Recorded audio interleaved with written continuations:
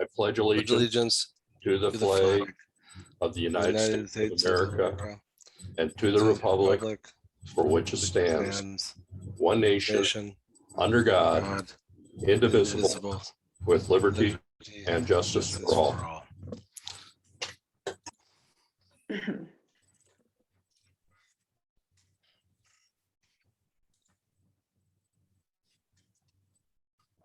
That's better. I had to move my screen here. I apologize. Okay. The minutes for the July 13th, 2021 meeting were published and distributed. Are there any additions, corrections, or comments on those minutes? Hearing none, do we have a motion to approve?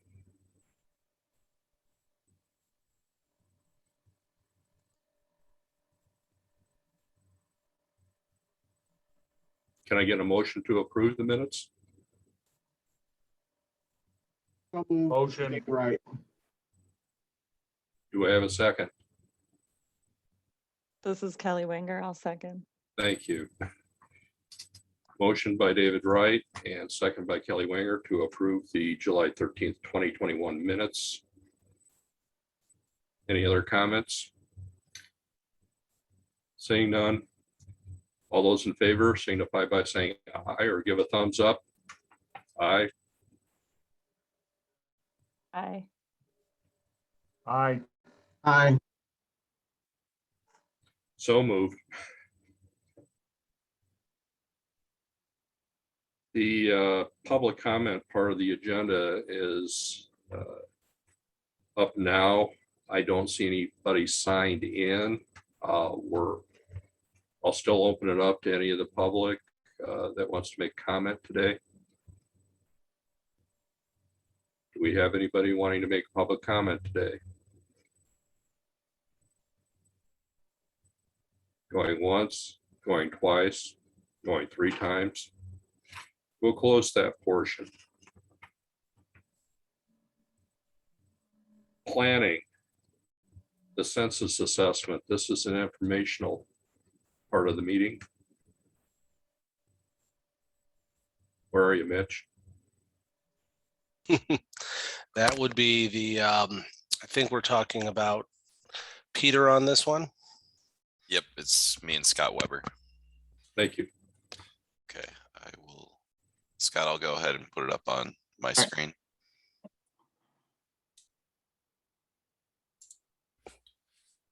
Let's see here.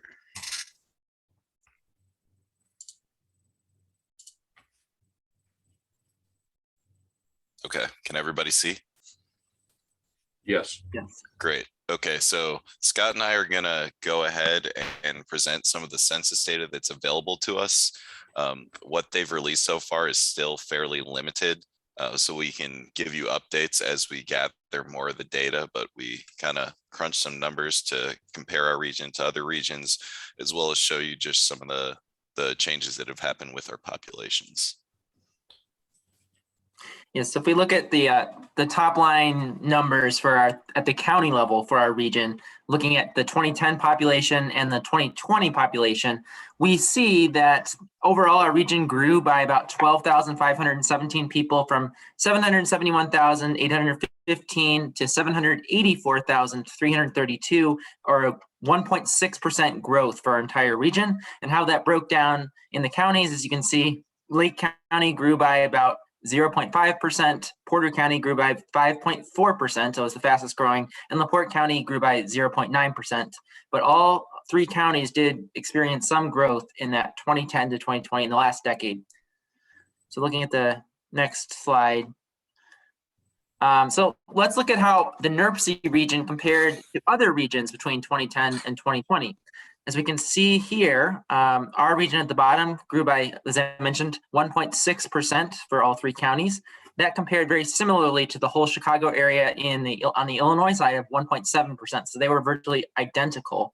Both of our regions grew faster than Southwest Michigan, which actually experienced a decline of 1.4% in the last decade. However, both the South Bend area and especially the Indianapolis area experienced significantly more growth in the last decade than the Northwest region of Indiana.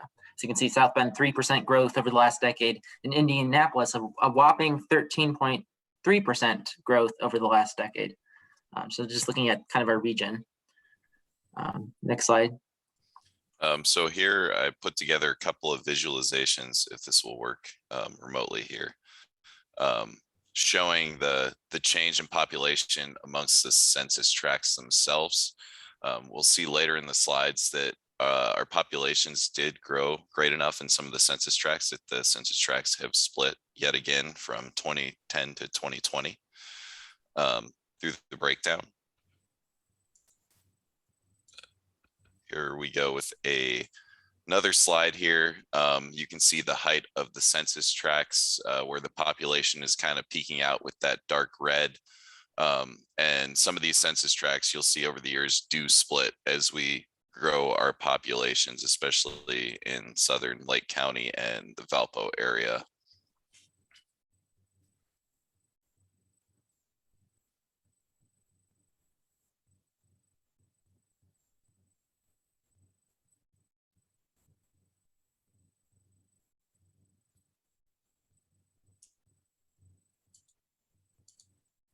Okay, and now we have the changes within our municipalities in the NERC area. Anything that is orange to red, there was a decline in the percent of population. Anything that's green, we experienced growth. I don't, Scott, if you want to mention anything in particular as we roll into the next slide with the actual numbers.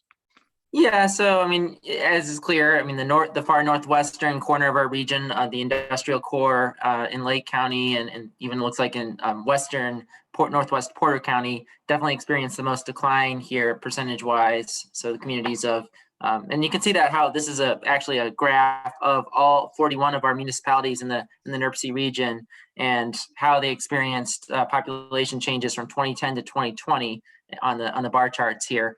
And you can see that, you know, obviously the tallest bar charts are the communities with most population. So Gary and Hammond definitely stick out as, you know, around 80,000, but they were both around 80,000 back in 2010. However, they both lost population, especially Gary is now under 70,000 and Hammond is now approximately 77,000.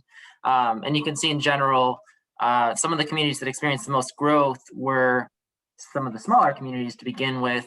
For example, St. John looks like stands out as a lot of growth, as well as Crown Point here, where you see the orange graph noticeably taller than the blue graph.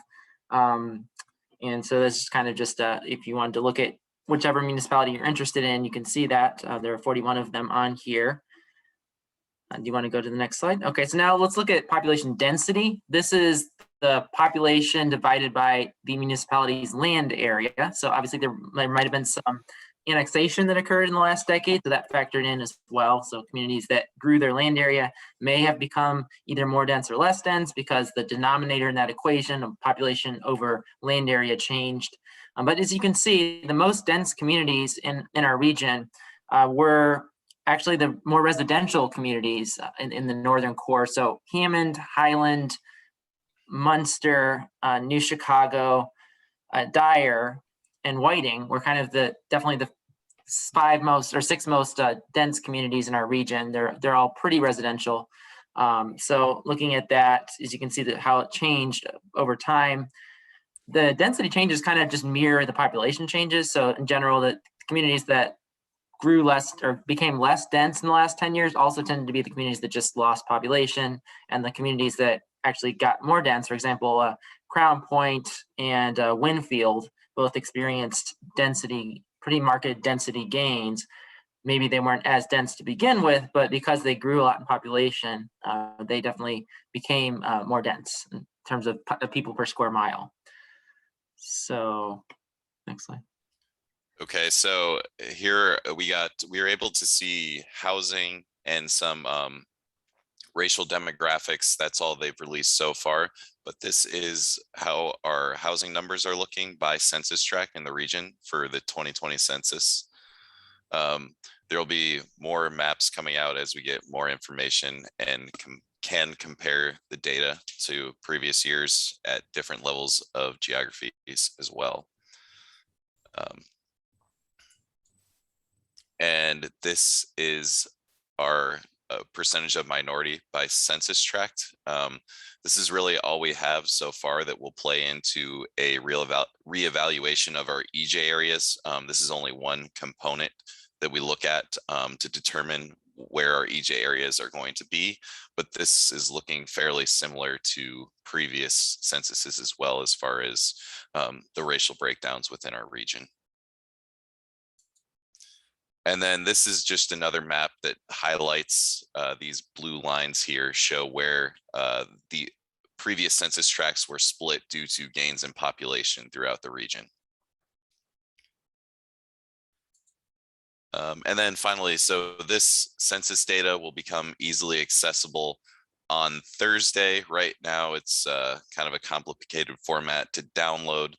So if you want to look at the census data yourself, the link to the website is here. And of course, you can always contact myself or Scott Weber for any information you may want to look into. This is also just a reminder that we do have a data request kind of format that you can submit anything you're looking for if you need data from NERC on our website as well. So if there's any questions, we can take those. Hey guys, this is David Wright. Will this presentation be posted on the NERC webpage? Yeah, I think it should be.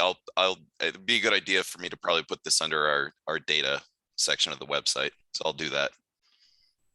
Okay, thank you. Try to make it easy to find.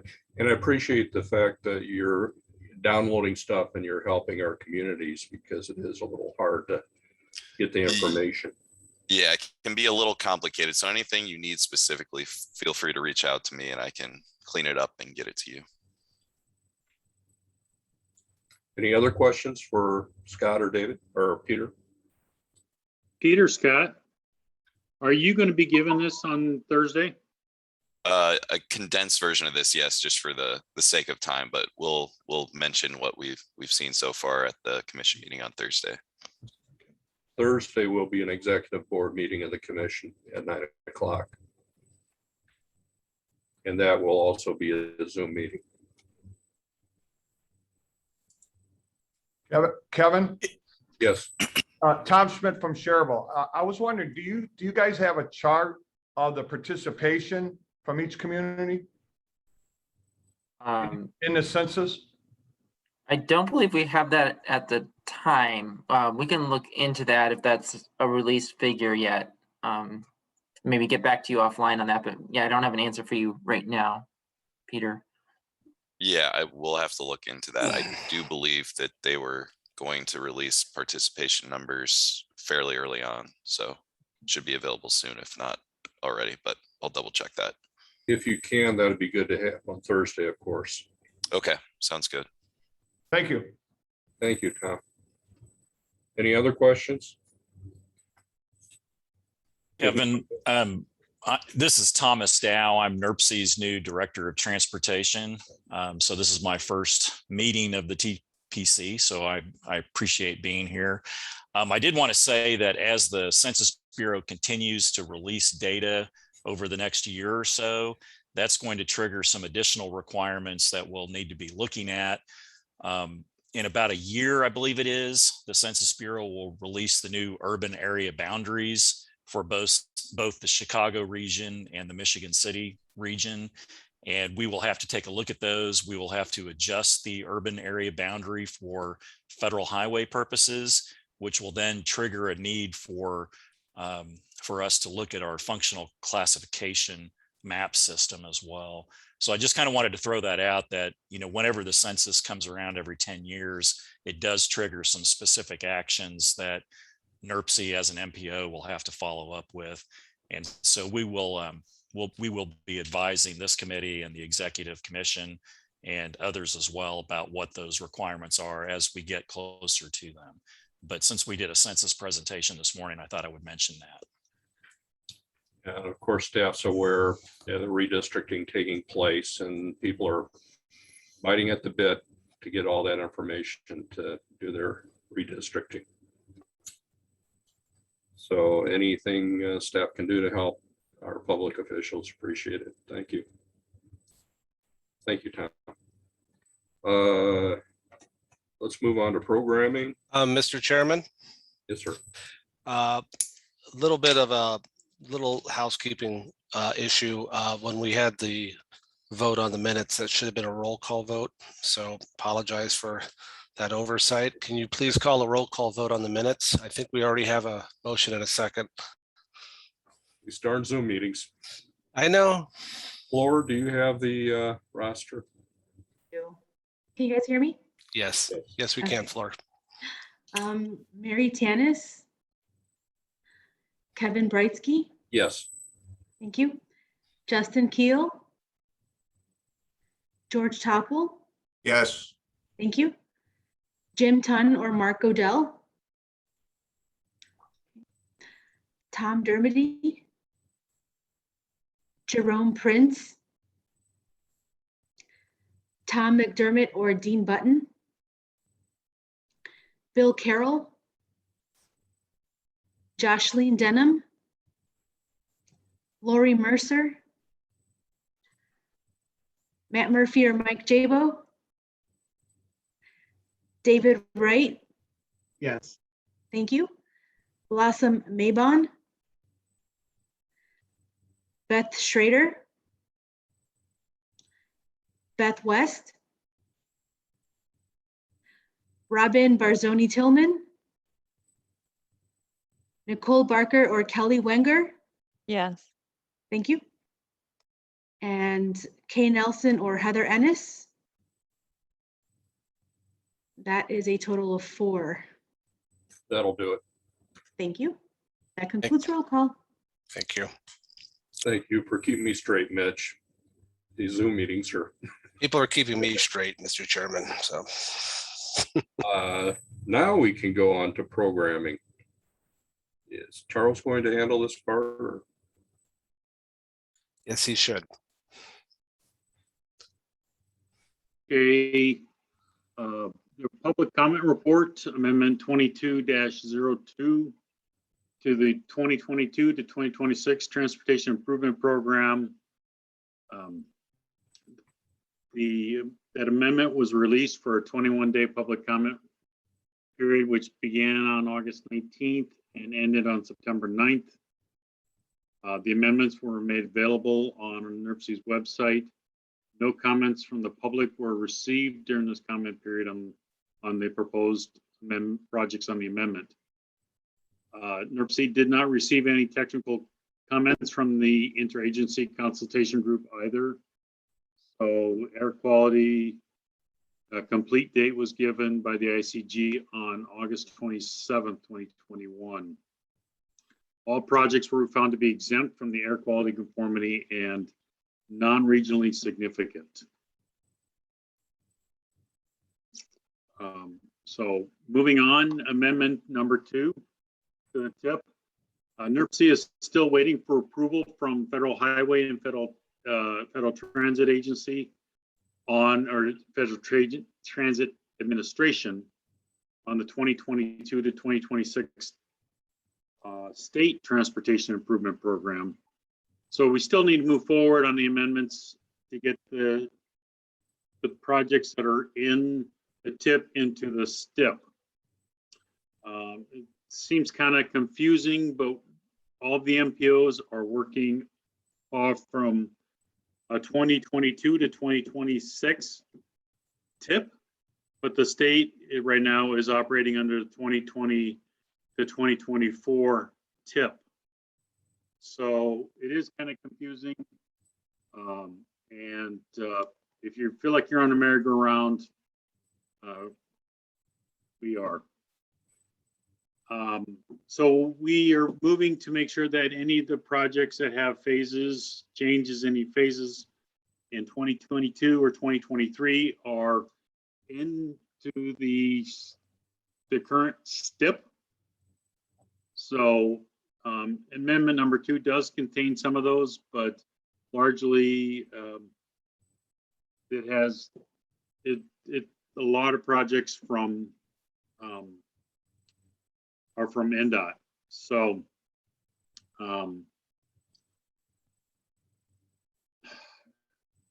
so there are 7 new projects for NDOT. There's 1 bridge replacement project. There's 4 railroad crossing replacements, 1 roadway resurface safety, and 1 lighting project. As far as the local side, there's East Chicago has 1 deleted project, intersection improvement.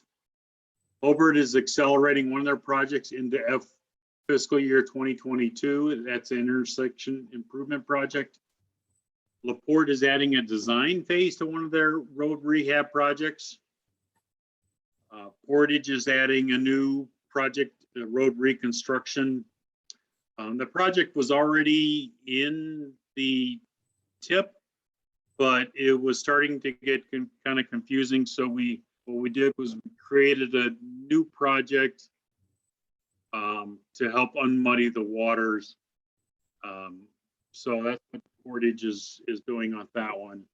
And then Winfield has moved the funds from their design phase to the right-of-way phase of the intersection improvement. Are there any questions or comments? Yeah, Charles, which Portage project are you addressing? This is Central Avenue.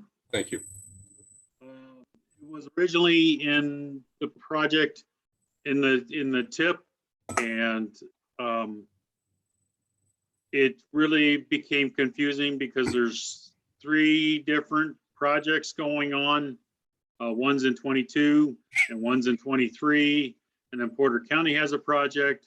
So what they did was they just created another project with just construction for 2022, and then left the original DES number to have all the design and right of way on for all 3 projects. So. Thanks for the clarification. I know there's been a lot of confusion over the last year. But this will help. Any other questions? Any other questions for Charles? Any comments for Charles? If not, we're requesting that this board recommends approval. Do I have a motion?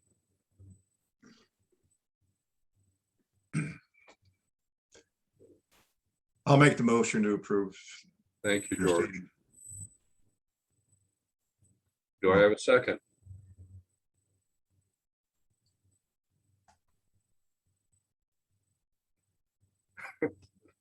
Do I have a second any place?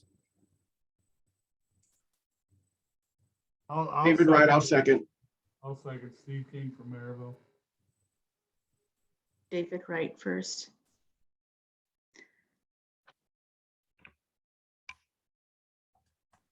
Can I, Floor? I didn't hear what you said. Oh, I heard David Wright give the second. Okay, that'll be good. Sorry, Steve. So George made the motion, David Wright did the second. Roll call vote, please. Sure. Kevin Brightsky. Yes. Thank you. George Topple.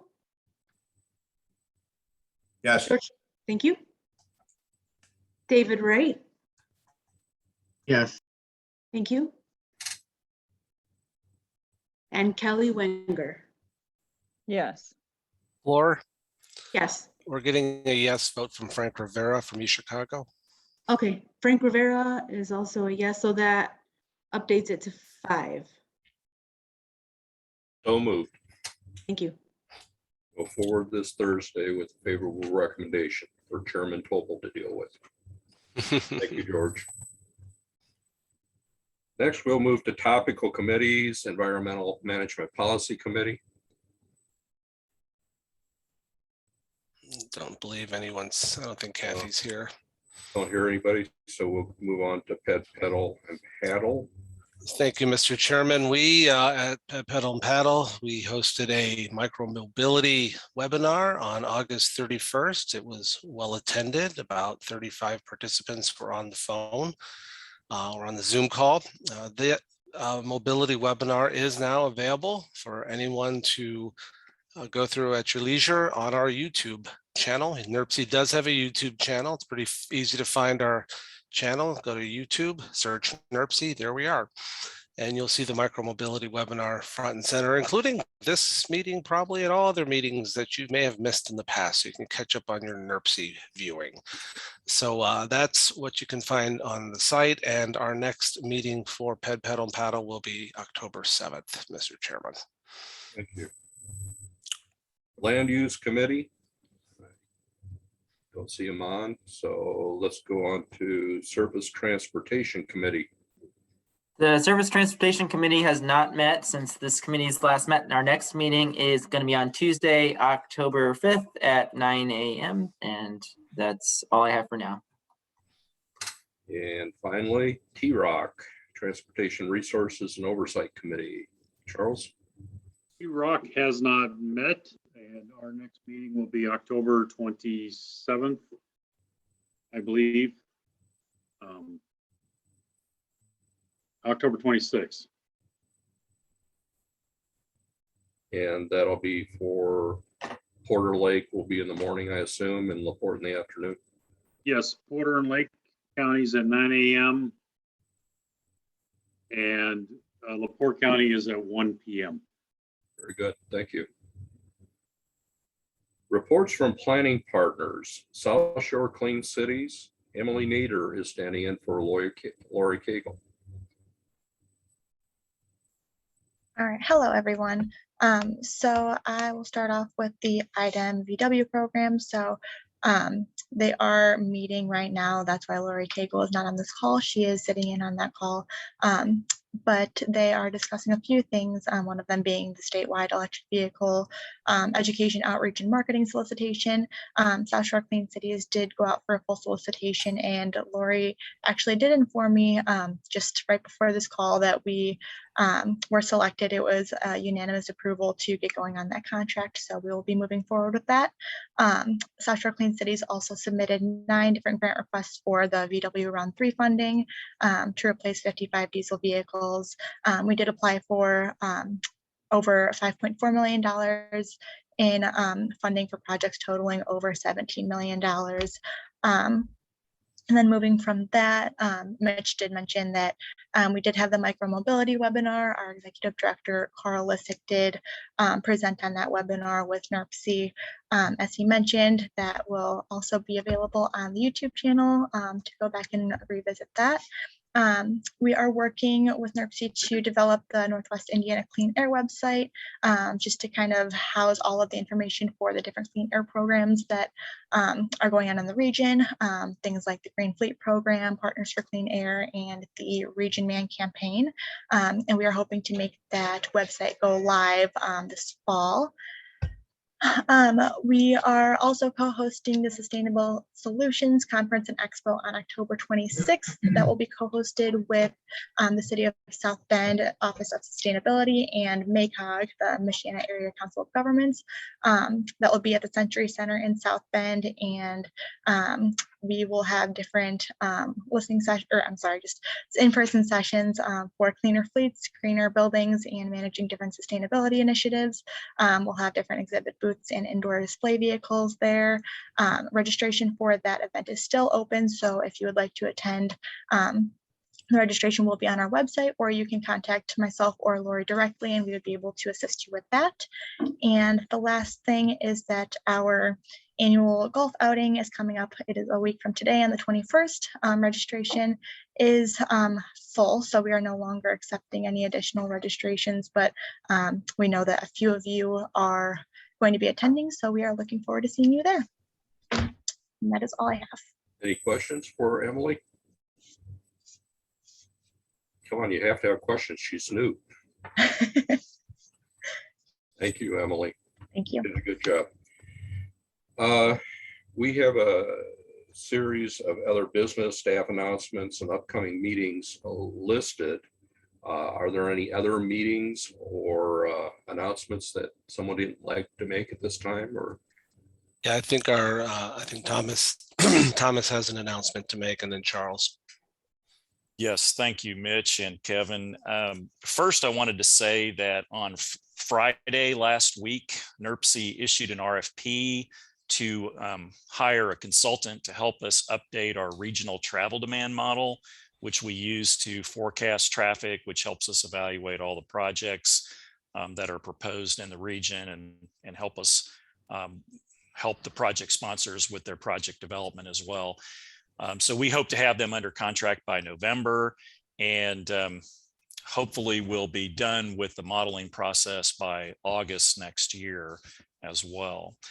The second part of the announcement that I wanted to share too is we do have to prepare a metropolitan transportation plan every 4 years because our region is in non-attainment under the air quality standards.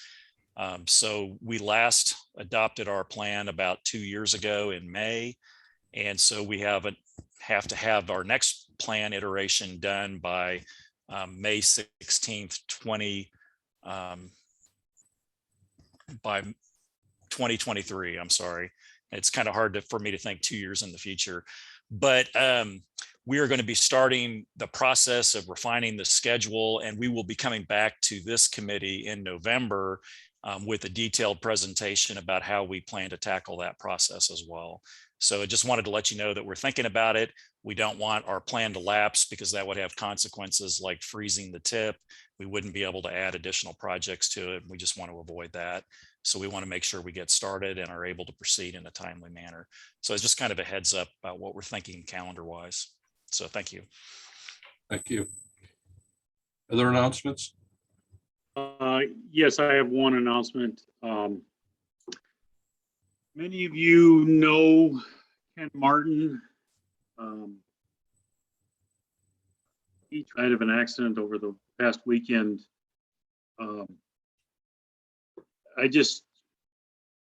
His services are going to be held this Saturday at Solon Pritzen Funeral Home in Highland. The services are going to be running from 1 to 7, or the visitation is going to be from 1 to 7. And services are going to be at 2 o'clock. Ken was a strong project manager for NDOT. I worked with him for a number of years. A lot of you know him and worked with him. He's definitely missed. If you have any other questions, please contact me afterwards. Let's hold him in our thoughts and prayers. I'm so sorry. It's him and his family and his family and girls.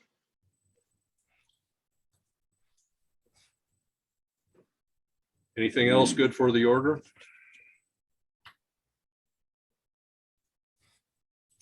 Our next meeting will be October 12th, 2021 at 10 o'clock, and to determine whether it's going to be Zoom or not. Until then, I'll entertain a motion to adjourn. Motion to adjourn. Thank you. Do we have a second? Second. Thank you, Kelly. George made the motion, Kelly the second. All those in favor? Aye. We won't do it. I'll just thank you all. See most of you on Thursday. See you in a couple Take care. days. I know. Bye.